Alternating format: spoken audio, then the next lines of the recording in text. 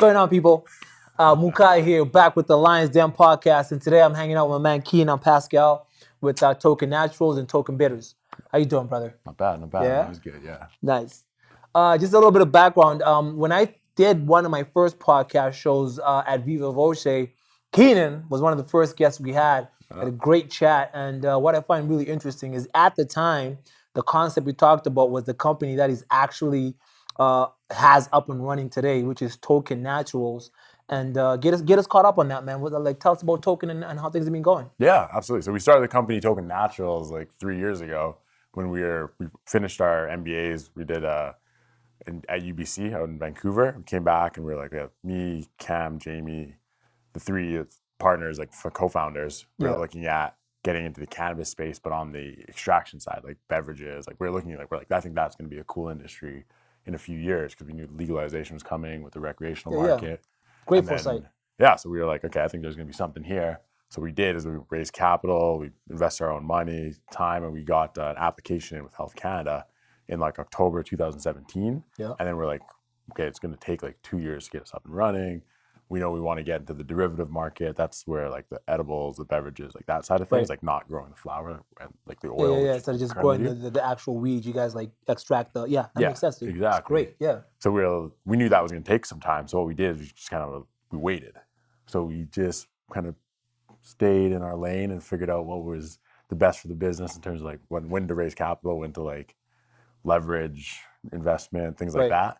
But what we did that was probably like set us apart is instead of just doing no product, we found a product that was, adult focused. Right. It was still the same technology, extraction, and we created a bitters company. So it was called Token Bitters. Yeah. So not non-fuse. So basically what Token Bitters is, or what bitters are in general, it's like the spice rack for a bartender. You can also cook with it, but for the most part, it's in the cocktail scene. So the most famous one is like Angostura out of Trinidad. Yep. And so what we did is we're like, hey, well, let's make this locally. So we went and we found some distillers that were really cool to work with. So we started with Strathcona and then evolved into Hansen. Yeah. So Hansen, we buy their like moonshine essentially. So what we take is their, they have good products too. So if you ever, so basically gin and vodka before it turns into like the distiller decides it's going to be gin and vodka. Yeah. With like adding the juniper to the vodka to make a gin. We buy that. So we buy that and we take it and we take our recipes for our different bitters flavors. We put the botanicals in like these mesh bags. Right. And these sit in the tanks for like 4 weeks. And then that is ethanol extraction. So it's the same thing in the cannabis space. So we designed these flavors, and at first we were just doing it for like shits and giggles. We were just doing it out of my garage. Yeah. And we were just giving it to bartenders. Be like, hey, like we wanted to learn how extraction works. Yeah.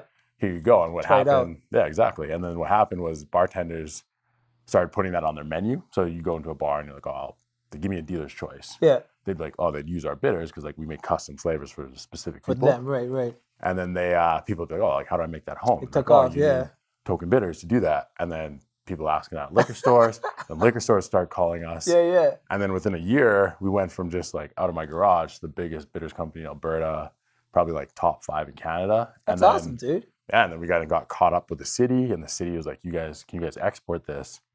So we started exporting it out to Japan. So I've been to Japan twice. I remember that. Yeah. I remember like seeing you. Like I was like, what the hell? And I remember that's how I found out you guys were doing that because I remember I saw you on like in Japan, like on Instagram or whatever. I was like, what the hell is fucking Keenan doing in Japan? You know what I mean? And then you told me about that. Yeah, it was never on my radar. That was crazy, dude. Yeah. Japan, and it was cool because like the city did this market research for us and was like, I think this will do well in Japan. Right. So we have a lavender flavor that goes really well with gin. Gin's big in Japan.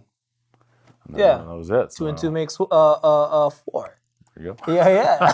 That's dope, man. And man. I like that story because it's like, it starts with a concept that you're passionate about, and then it just branches out into a number of different things that just work, based on the kind of work you're putting in. And even, I remember talking about it with you guys, and I remember you guys were talking about it as a long-term plan, and really it was, what I found most interesting was the amount of foresight you guys had, to go, okay, we don't want to grow plants because that's too labor intensive. We need land. It's too much. We're going to go this route. And it was so planned out and then the patience to have to wait 2 years Yeah, that was to actually do something, and then keeping yourself productive enough to be able to do it in 2 years. Yeah. That's some impressive shit, man. Yeah, no, we found we took the long road in some cases. We got into dispensaries. So we went and we flipped 7 dispensaries, like the stores. Yeah. So we ended up getting retail licenses. So it was that one I got to give credit to Jamie for, because Jamie was he owns that Bar Avenue. It was a corner. Right. Yeah. So we put a dispensary application there, and what happened is because of us, you couldn't put a store within 6 blocks. Right of that area. Yeah. Because of the variances with the city. Yep. So we're oh, that's actually valuable, having these just the land. Yep. So we're okay, let's look at Edmonton. But then Edmonton was doing a lottery, so it was more risk. Yep. So what we did is we just called up small towns. We just fucking Jamie hustled and called his uncle that knew a guy that knew a guy. And we got dispensaries in Redwater, Leduc, Vermilion, Cold Lake, Grand Cache, Whitecourt. And we put these applications in, and they were easy. There was right, because there's no competition. Go ahead. You're one of two. Come in. So we put these dispensaries together. Dude. Yeah, and then we built out 4 of them, and then we put them up for sale, because we're we don't want to actually run stores. But we know these things are valuable because of the land. So you actually created the infrastructure for someone else to just pick up. Yeah. Yeah. And then it took us. The journey of selling it was a lot of lessons learned, because we were young guys who never sold the big asset. Yeah, that's a huge asset, man. Yeah. So it ended up, we sold it for $3.4 million a couple weeks ago, and then we rolled that into a building, and now the big goal of the company is starting the extraction facility. So we're making a refinery. Yeah, just off actually close to here. That's good, man. That's crazy. See, and that just shows you how keeping an open mind will do a lot for you, man. Because I find when someone has a great business idea, they usually go where everyone else is going, and then what ends up happening is the market gets saturated. What happened in Edmonton with the dispensaries, for example. As soon as everyone found out marijuana was going to be legalized, everyone and their freaking mom wanted to open a dispensary in Edmonton, and you're actually the first guy I heard who said, well, let's look at the little cities around Edmonton. So that's great, man. So what's next? What can we expect to see something from Token Naturals hit the market, and what's that going to look like? What's the product line? What do you guys got cooking for us, man? I'm fired up now. Exactly. I'm fired up now. Put some product placement right here for your next one. Yeah, man. We got to do it. We got to do a third follow-up. Forget that shit. Yeah, man. It keeps rolling. So the next thing is we bought this building. So we're just in the last couple weeks to just close on the building. So it's a 60,000 square foot lot of land. It's 13,000 square foot building. And we're putting a refinery in it. So what we'll be able to do out of the refinery is create oils, capsules. Basically what we'll be is a B2B player for the cannabis space. So if someone comes along and is hey, I want to make a cookie, or I want to make a beverage, or I want to make whatever, they'd come to us, we provide the oil to them, and package it, they could label it. If a grower is just hey, I need you to take my cannabis and extract it and send it back to me. That's awesome. We can do those kind of things. So that's that's the big plan.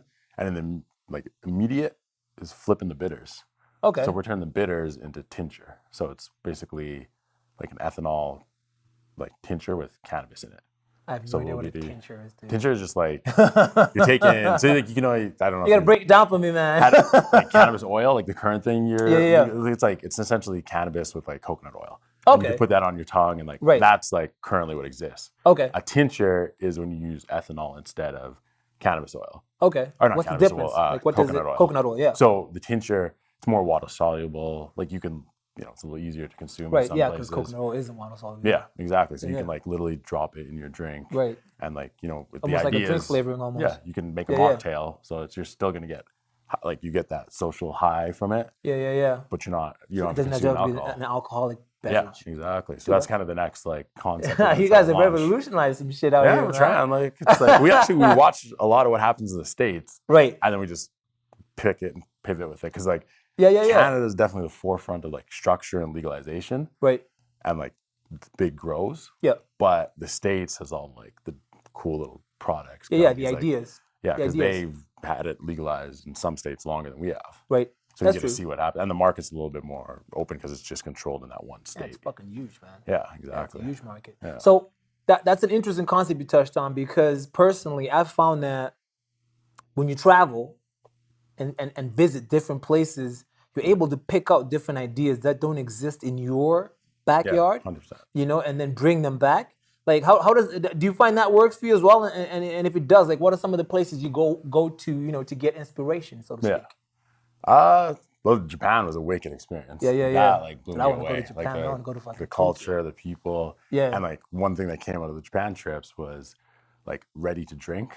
Like so basically I'm flipping back and forth between like naturals and bitters back and forth. Man, as long as it works. We're basically running two companies. As long as it works. But it's the same company, right? Yeah. And like you highlighted, the other one's just a derivative of the other company. Yeah, exactly. Based on having, the time and capital and know how to do it, which is great. Yeah. So in Japan, one of like our importers like, can you guys make the drink like a Moscow Mule without us having vodka in it?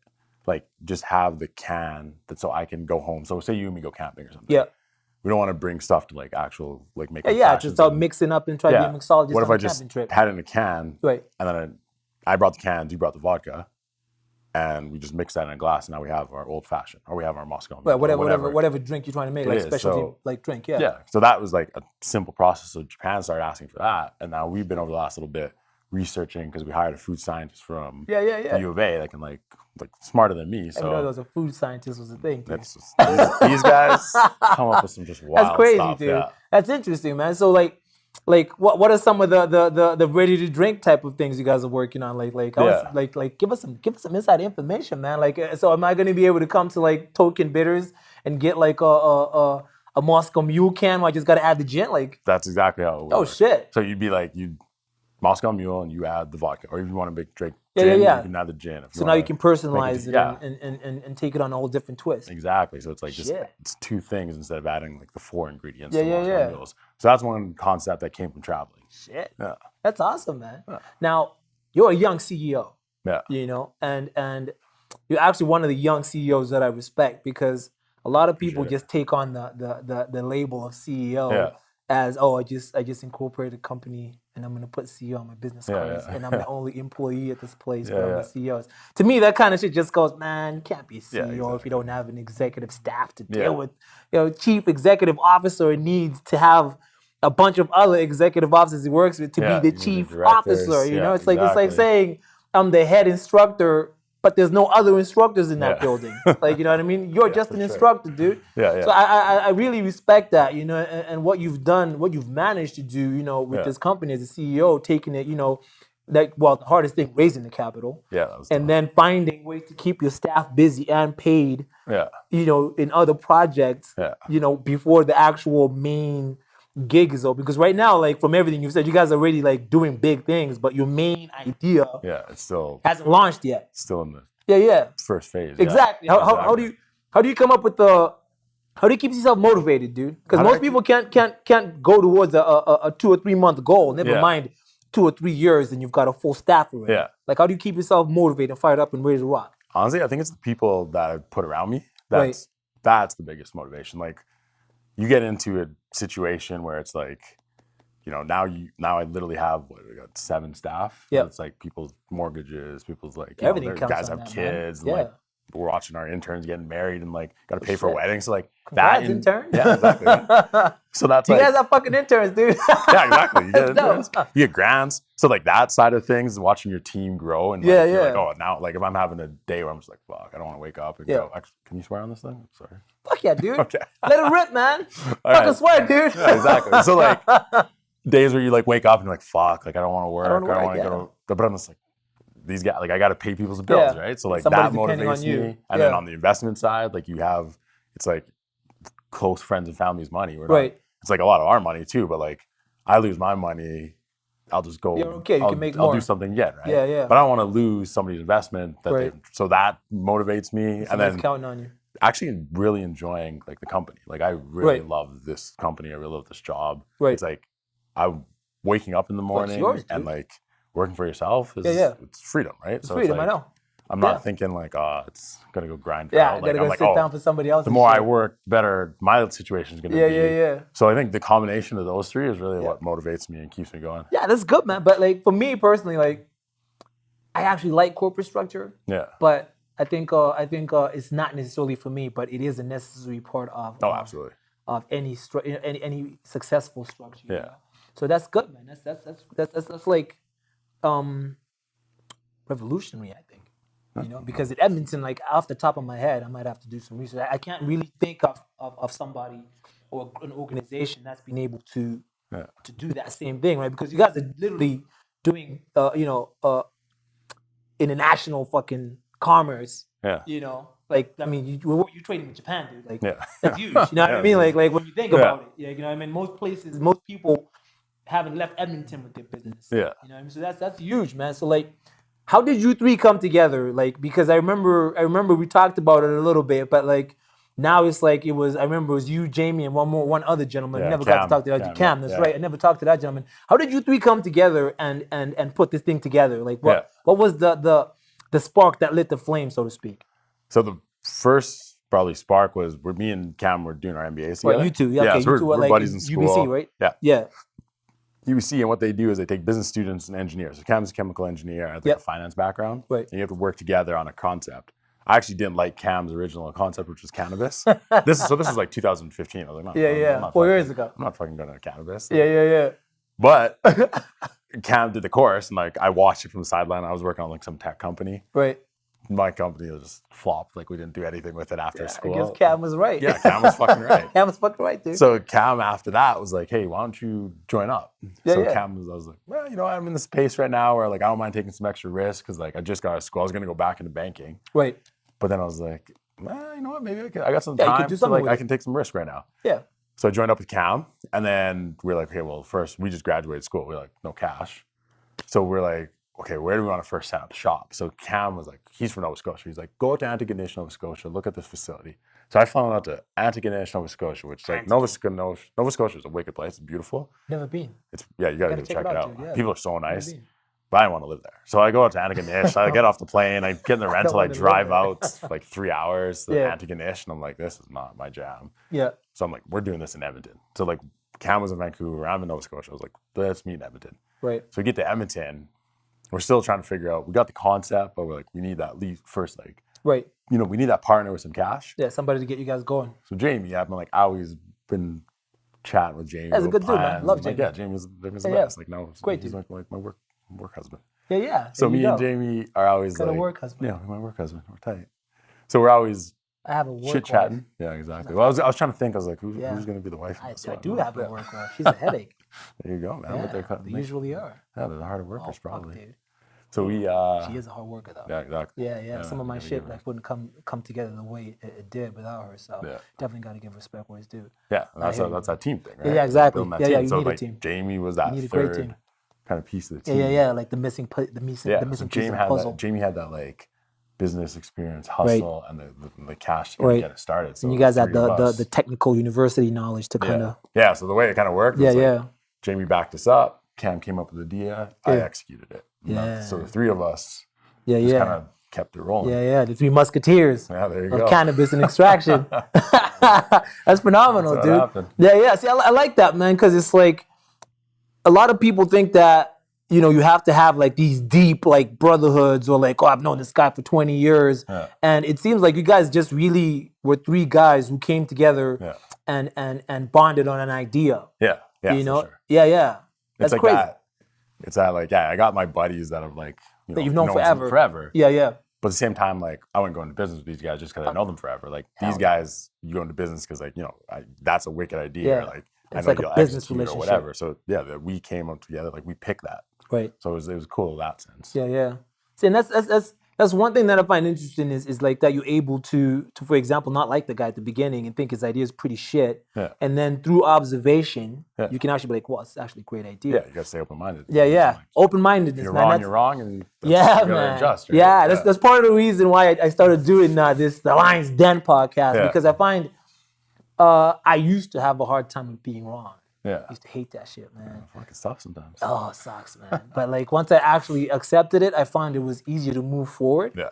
And really do bigger and better things because, you know, when you accept you're wrong, you can now look at whatever you were wrong on and correct it and maybe do it better than you could ever have done it without having come to that realization, right? Absolutely. So that's huge, man. So now there's the three of you doing token naturals. You got token bitters going on. Yeah. Like, what other side projects do you guys like have in the mix, man? Because it sounds like you guys have a lot of different things happening that kind of work together. and that's rare to come by. To go like you're working on an extraction process for cannabis-based products, and it just happens to work for other regular base. Like what are the applications you guys see this thing kind of jumping into? For us, like what we actually started doing is focusing down. So so you're kind of narrowing your focus. Now that we've gotten like 3 years on it. Yeah. We cut off the retail arm, so we sold that arm off. So we have 3 companies going just at once. B2B now. Yeah. So no, we'll still do B2C on the cannabis side. Right. But that'll be like one thing we're looking at is beverages, but it fits in kind of that like the bubble of what we're doing. So we'll have like the B2B beverages and tinctures are kind of the only things we'll make. Tinctures. Yeah. I don't know what that word, No, I'll get I you some. like it though. You gotta give me some tinctures, dude. I don't try this shit. For sure. In December. So it gets legalized. So you can apply for your new products in October, and you have 60 days to like put it out to market. Right. Yeah, so that's how. So in December. That's a tight schedule, man. Yeah, it's tight, but like we've been working on it for a while. Yeah, you guys got like a 3-year head start. Yeah, so some people say you're behind, some people say you're ahead. Like, you guys are very, in my opinion, you guys are far ahead, man, because like you guys have actually got all the hard work done. Yeah, I think that's in my opinion. The big thing is and being actually in the industry, because the industry, like cannabis industry, was very fast paced. Like people were like raising crazy amount of money. Yeah. Cash was getting thrown into it, and people just buying things because they had the cash to do it. Yeah. And what we did, like originally, we're like, oh fuck, we should have like raised money early, built out earlier, but we waited because we were like, we don't want to go out and ask people until we had like an actual idea, and we weren't just kind of doing it on whim. So we actually waited, and we learned so many lessons from other people's failures in the cannabis space that like our costs like dropped down drastically. We designed our own like actual extraction equipment, so it's like buying things off the shelf. Like we went, and people are like, why don't you guys bring in, like Alberta has so many oil and gas players and people who are like, there's a downturn. Why don't you go talk to like the oil and gas industry, because extraction is kind of the same. Keeping that open mind about extraction not just being cannabis, but extraction being extraction. Anything. So we did the bidders, and we're like, let's talk to oil and gas guys about process engineering this whole thing. So we went and got a process engineer. Very similar process, Yeah, so we now have a process engineer like stamping and drawing like our whole thing out. Where other companies, they just went and bought a machine off the shelf. Right. Plugged it like into a conventional wall. machine. Yeah. And then they're realizing there's bottlenecks and all these things. And the industry is also cool that you can work together. Like I've toured so many facilities because guys are game to like, just come in and see what we did. Check out what's happening. We screwed up here. When you guys do it, make sure you don't do that. Yeah. So I think that's the other thing. That's collaboration. Yeah, it's helpful because like I know like there's going to be guys coming out behind us. Right. And when you ask me, I'm going to literally help them out walk through my facility and I'll tell you exactly what we didn't do. Collaboration is good, man. I find most people don't. A lot of markets don't collaborate. Yeah. Like like if you talk about fitness, for example, because I was big in the fitness industry. A lot of gyms don't actually work together. Yeah. And that always blows my mind because it's not like, let's say Good Life Fitness, for example. Good Life Fitness, with all the gyms they have in Edmonton, they couldn't service all of Edmonton. No, absolutely not. They just can't. Yeah. I've never understood why they don't collaborate with smaller brands, mid-sized brands. Exactly. Let them come in. Let them come in. Like even if they all kind of found a way to give the whole Edmonton community or whatever community they're working in a much better service based on them collaborating and even building a hierarchy, for example, to go where like the premium brand is. Whatever the fuck, right? Like, I mean, collaboration is so underrated lately, man. Oh, yeah. Because, like, you think about it, using the fitness example, like, if everybody in Edmonton was more healthy, that's just big time. And, like, everyone wanted to go work out 4 times a week, that's a huge market. And they had the access, right? Yeah. And, like, you guys collaborated. Everybody you created wins. That community. It's a win-win-win. So, I think that's... Dude, even in the martial arts community, I've never understood that because when I was active as a professional fighter, there was one point in time where, like, the Edmonton scene had, like, probably the most martial arts in North America at one point in time. I remember we had like gyms or active promotions. Oh, okay. So by nature of having active promotions for guys to fight in, the gyms also thrived. Okay. But the the promotions themselves had like a little bit of a war going on. Then the gyms themselves had a bit of a war going on. So it was like you've got. I remember there was MFC with Mark Pavlich. There was the TFC, the Fight Club TFC. There was King of the Cage. There was Aggression. I went to a couple of King of the There Cage. was there was like about 5 or 6 MMA promotions. Yeah. You know, and none of them collaborated. Yeah. And then there was a ton of gyms that taught a number of different martial arts that didn't really collaborate. Yeah. To the point of, you know, some places closed down, some places did this, other promotions bought other promotions, and this happened and that happened. And today, there's one primary MMA organization left, unified, and I'm getting into it myself with the Muay Thai, you know. Yeah. And I'm going to be introducing MMA soon. But like, it went from being the busiest market that I'd ever seen to being the not so busiest market. Yeah. You know, just from not collaborating. Because I remember there was a time. Switched. And, Man. Like everything just moved around in a shitty circle, and it was a shitty circle because you could have had a situation where some of the best talent in the world could have come from Edmonton just by collaborating and say, okay, this gym's got the best grappling instructor, and these guys have the best Muay Thai or kickboxing guy, and this gym's got the best kickboxing guy, and these guys do conditioning great. You know, why don't they all work together? 100%. You know, and all of a sudden you've got like Edmonton being like this hybrid like fight city where the best guys come from Edmonton and go kick ass everywhere else. Yeah. And you know, that would have been cool. That would have been so cool, man. Behind that. I would have loved to get behind it, but it just never happened. You know what I mean? And it ended up just being shit. Yeah, lack of collaboration. Gotta collaborate. Yeah, if I go back, if you're like a young entrepreneur, you're getting into like business, or even like old. Anybody, man. Like just look at like the people around you where you can like build a community and grow things work up. together. It's like like especially going out and traveling and realizing like we travel a lot. Like we're sending a team to Germany in like 2 weeks. Jesus, to try to get out to Germany. That's awesome, man. And like the world's so big. It's like, huge. It's literally everything, right? Like it's like there's so much market. There's everything's out that there, you can man. get into. Yeah. Where it's like, I'm not gonna fight against the guy next door when I can ship it to Japan and Germany and see what happens out there, right? No, I 100% agree, man. And I've never understood why people couldn't take a more collaborative approach to everything. To say like, for example, if I'm doing this thing, I cannot service the whole community that I have access to. It's just impossible. Yeah. Why not get a second or third player and then attack the market more effectively, you know, and everybody gets busy and everybody wins, you know. But what the fuck do I know, man? Shit, I'm just a Muay Thai guy trying to be an entrepreneur. Shit, figuring out one day at a time. Thank you, brother. Thank you. It means a lot.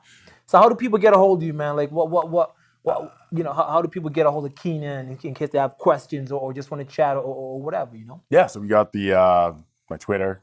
Keenan Pascal. Keenan Pascal. And then you can hit us up on Instagram or on Facebook. Token Bitters, Token Naturals. They both have an account on Instagram. And like I'm an easygoing guy. You can just DM me and I'll answer you. Yes, you are. Yeah. And where can people buy the product, like Token Bitters? You know what I mean? Because I'm not drinking right now. I'll be back on November 9th. Yeah. Best believe I'm going to get myself an old-fashioned. You can put bitters in just some soda. Yeah. You don't even need to put it in alcohol. Yeah. You can cook with it. Like I know a lady that like takes our orange bitters and barbecues chicken with it. Like it's just like it's a spice, right? Well, yeah, man. I'm gonna have to try some of that then. Yeah, man. Yeah, so you can get them in like all the liquor depots, Wine and Beyond. Like that's one of our biggest clients, and like all you the guys are already small, in liquor depot. Yeah. Oh shit. And then like the small shops like Plum Design. And, Like I think we're just getting into like Ace and Solo. And, yeah. So like we're kind of like send me a list, man. Stores, and what I'll do is I'll go on the website. Yeah, send me a list and I'll put it in like the description of the YouTube video or whatever, and then you know, Instagram, wherever else I post it. And then people go to tokennaturals.com. Yeah, that's tokennaturals.com. Yeah. Tokennaturals.com. Tokenbitters.com. Tokenbitters.com. Tokenbitters.com has a store list, and that's always updated. So there you go. Check, there. So check them out, we're in man. like 50-some stores, so it should be 50 fucking dude. We gotta catch up more often, man. I thought the bitters thing was just like you got it was something you were selling, but I think you were selling at that scale. Yeah, no, I got. You know what I mean? I thought it was just like let's stay busy until we do the main thing. But like that's huge, man. Working in my garage to like now it has 2 full-time staff that like work on just that. They just push that. They just push that. They make it and they push it. They make it and then that's that. That's huge, man. Well, on to the next one. Thanks for taking the time to chat, brother. It looks like you're doing big things. I can't wait to catch up with you. Yeah.